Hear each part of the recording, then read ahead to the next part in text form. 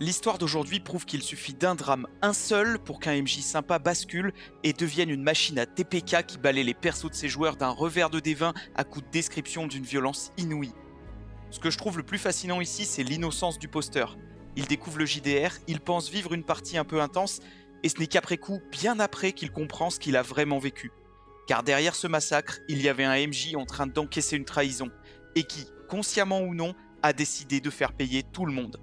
Alors levez vos boucliers et surtout avancez prudemment, parce que dans cette histoire, le mal ne prévient pas.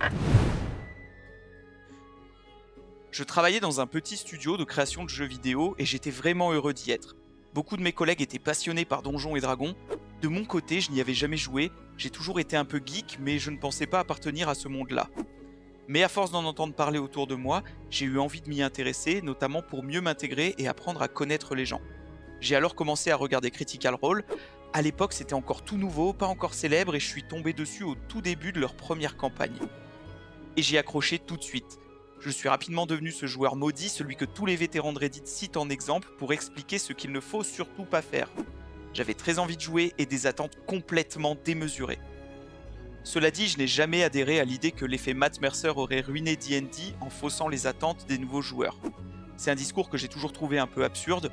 Une fois que j'ai commencé à jouer moi-même, j'ai vite compris que les parties réelles étaient très différentes de ce qu'on voit en ligne. J'ai intégré plusieurs tables au travail. Mon premier maître du jeu s'appelait John.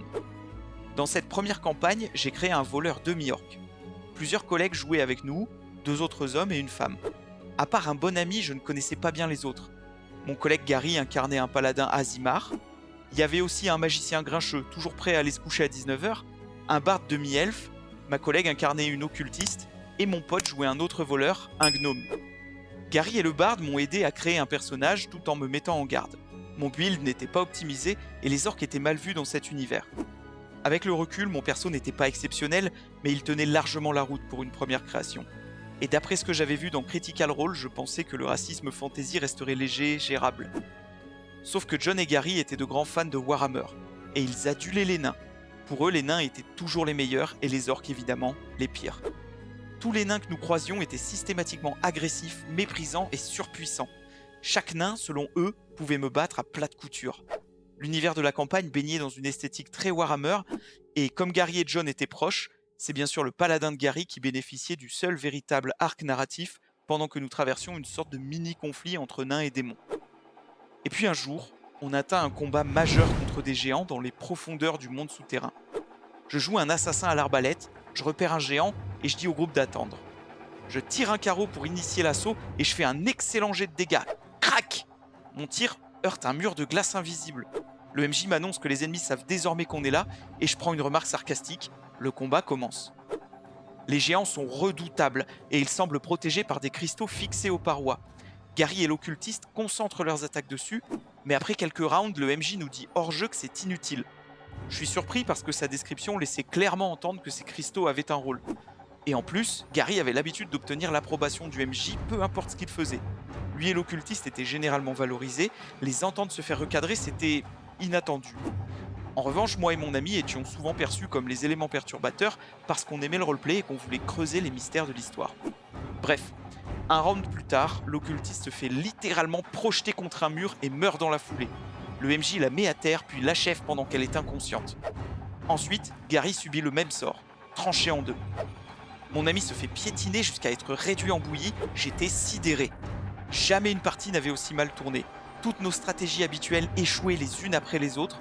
Mon voleur a tenté de sauver mon pote sans succès et les descriptions de leur mort, parmi les plus violentes que j'ai jamais entendues en JDR. Le magicien et le barde prennent la fuite, mais mon demi-orc, pourtant peu optimisé, parvient à grimper sur l'un des derniers géants et réussit un coup critique avec une attaque sournoise. Fin du combat. C'était une brutalité extrême.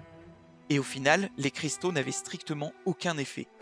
J'étais choqué, mais je me suis dit que c'était sans doute une session normale.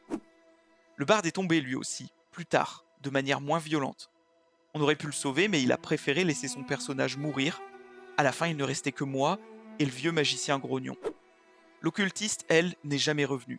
Tous les autres ont refait des personnages, et bien sûr, ils ont choisi des nains, parce qu'on était dans le royaume des nains.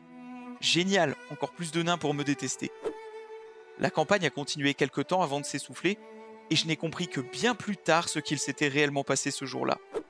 Une semaine avant cette session, Gary avait été surpris en train d'embrasser la femme de John lors d'une soirée.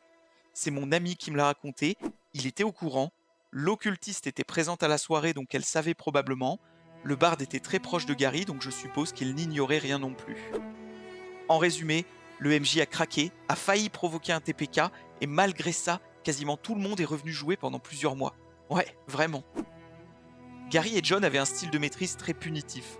La plupart des PNJ nous traitaient d'emblée avec hostilité et toutes les intrigues tournaient autour de conflits nains, même quand aucun PJ n'y était lié.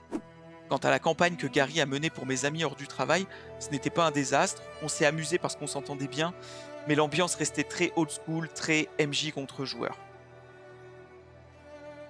Allez, petit racket traditionnel, si vous êtes encore là, c'est que la vidéo vous plaît, alors pourquoi pas mettre un petit like pour la booster et l'aider à toucher d'autres rôlistes. Merci beaucoup. Allez, on attaque l'analyse. Est-ce que j'ai vraiment besoin de dire qu'on règle pas ses comptes personnels dans une partie de JDR? Franchement.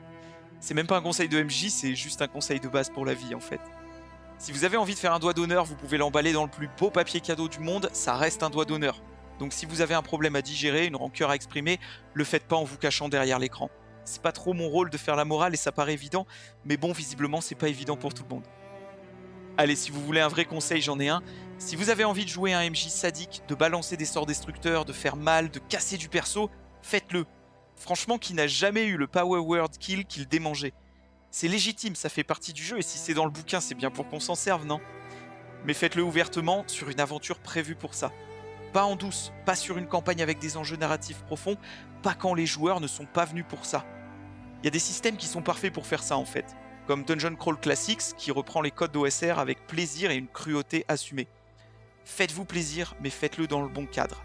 Parce que rappelez-vous, pour un MJ, il n'y a qu'un seul moyen de perdre la partie, c'est de perdre ses joueurs. Autre MJ, autre univers, autre TPK. Dans cette campagne de vampires, en plus de tous leur faire payer leur sortie de route, ce MJ leur fait vivre l'enfer du cringe. Si ça vous tente, vous pouvez cliquer ici, mais je décline toute responsabilité pour la gênance occasionnée. Quoi qu'il en soit, moi je vous dis à la semaine prochaine, et par pitié, arrêtez de flirter avec les partenaires de vos MJ, on en a marre de refaire des persos. Allez, ciao!